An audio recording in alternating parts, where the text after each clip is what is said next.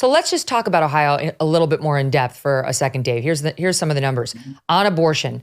And here's what's crazy. So what was on the ballot was, should we enshrine abortion rights into our state constitution?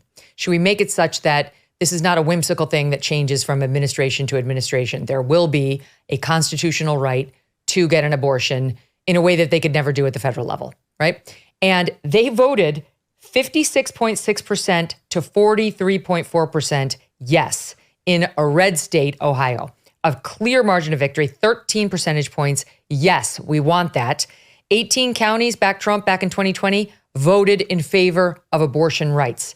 1 in 5 Republicans, these are according to the preliminary exit polls, we'll get final numbers soon. 1 in 5 Republicans supported the measure. Nearly 2/3 of independents supported the amendment. And let me tell you about the amendment. This is a pro-life nightmare. Okay, the amendment, this is what it basically makes abortion legal to birth, all the way up to birth. You know why? Because it not only has a life exception for the mother, it has a health exception for the mother. Do you know what that means? You find any OBGYN in the state who says your mental health requires you to abort your 9-month pregnant baby, you're good. You can have one now. It's in the Ohio red state constitution, thanks to this vote last night. To me, that is a messaging failure. That's the Republicans' failure to explain to the electorate what was really at stake. I don't believe that 1 in 5 Republicans and 2/3 of independents want abortion legal to birth, because it says, I'll read it to you, a right to make and carry out one's own reproductive decisions. Oh, that sounds so nice. Doesn't it sound so nice?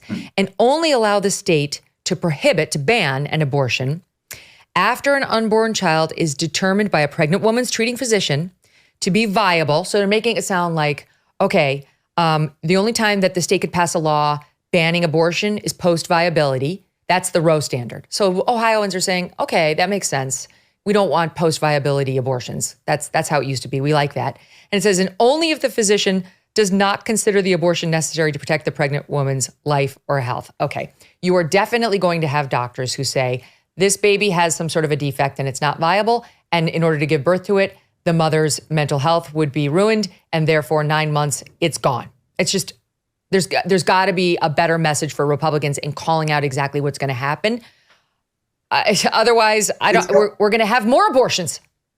It has to be far more forceful, right? I mean, another thing that we're going to see is selective abortions where, kids with Down syndrome will be killed because they have Down syndrome in the womb. And, a parent or a doctor doesn't want that.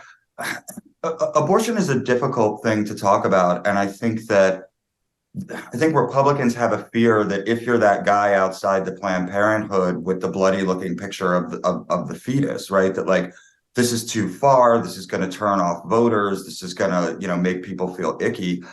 I think that Republicans, pro-life Republicans, most Republicans are pro-life. I think we need to be harsher. I mean, I went to Catholic school as a kid, and back then, I don't know if either of you had this experience, but I mean, they would show us movies of what this is, of what happens, of what it really, really is, not reproductive health care, but killing a human being. And I don't think that Republicans have done a good enough job, or the pro-life movement in general has done a good enough job post-Dobbs of describing the horror that this really is. And I would like to see Republican politicians in general do a far better job. Now that may sound like the opposite of taking a more moderate position, but I do think that in terms of something like abortion at 8 months, yeah, we need to expose how grotesque this is, probably in grotesque ways. Mm-hmm. Some of the numbers here, Stu, in Ohio, pro-choice groups raised, this is from today's The Dispatch, pro-choice groups raised nearly triple what pro-life groups did, nearly triple in the home stretch of the campaign. They outspent their opponents in ad buys. Last night, in taking a victory lap, the executive director of Pro-Choice Ohio said, Ohio is not a red state. We're purple as hell, baby. And they're thanking this issue. Over in Virginia, they had 40% of Democratic candidates' ads mentioned abortion, according to Ad Impact, which tracks advertisements. Okay, 40% of their ads. So it was the issue. Ann Coulter had a piece this morning on her Substack saying that pro-life is the new Black Lives Matter, but for Republicans. You know, the thing that brought down so many Democrats, that so many more moderate Democrats were like, or not Black Lives Matter, defund the police, same thing.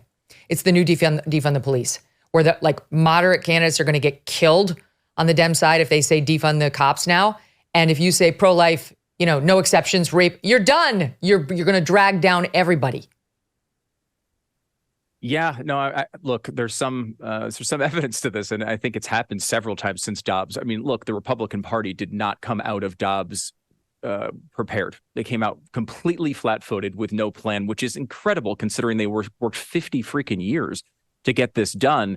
They really had no idea how they were going to approach that, and that is completely on them. The abortion issue, I will say, is somewhat fascinating. The Ohio example, for example, here. You have a red state, which, again, the Republicans are going to win in 2024 by all, appearances. And you have two parties, and in reality, both of their positions are incredibly unpopular with voters. What Democrats want is 9-month abortion. That is not popular with voters whatsoever. What Republicans, you'd say maybe as a party, generally want is basically no elective abortions. Maybe with exceptions for rape and incest. And that's, generally the party position. The voters are in the middle there. They want something a little bit different. But what you saw in Ohio was the Democrats going for all of it. They went for their California laws, their Illinois laws, their New York laws, and they were successfully able to message it in a way to convince a red state to go along with it. And so I don't know. I mean, Megyn, I'm at a loss. How would you message this to Ohio? How would you have gone after this? I would get more money. I think it's just about more money. Amen. More money to get the right message out and make it ubiquitous so Ohio voters really understand. I was in Michigan right before the last midterm election, and I was visiting some gal pals of mine out there. Every billboard said you're going to lose your right to contraception unless you vote Democrat in this election. I mean, it made you sound like, oh my God, we're going back to the dark ages. I'm not going to be able to protect myself against an unwanted pregnancy, and then I won't be able to have the choice about whether to have that baby. God forbid I find myself pregnant. Like, it was everywhere. They spent and they won big, right? And that was the end of Tudor Dixon and the continued rise of Gretchen Whitmer. The Republicans, I don't know what they're spending their money on. Maybe Dave's right. Maybe it's all going into Trump's many, many legal trials. But it's not going to the right places, because I don't believe that Ohio, which is red, it's not purple, would vote for this if they truly understood. You are now paving the way. You're paving the way for doctors to say, yeah, you know what? It's really going to cause the mom a lot of migraines. And so this 6-month-old in the womb baby needs to be aborted. I just don't believe they're actually with that. Finding an honest doctor that is not following in the footsteps of Big Pharma can feel impossible. That's why millions of men and women have turned to one Texas doctor and the 7 reasons he says anyone over the age of 50 should be drinking this one thing. It's not milk or another calcium-rich drink. It is a unique protein that naturally declines with age and can significantly increase bone strength and soothe joint pain. He says it can minimize wrinkles and cellulite, enhance hair follicle thickness, and can even reverse nail damage, with users reporting results in as little as 2 weeks.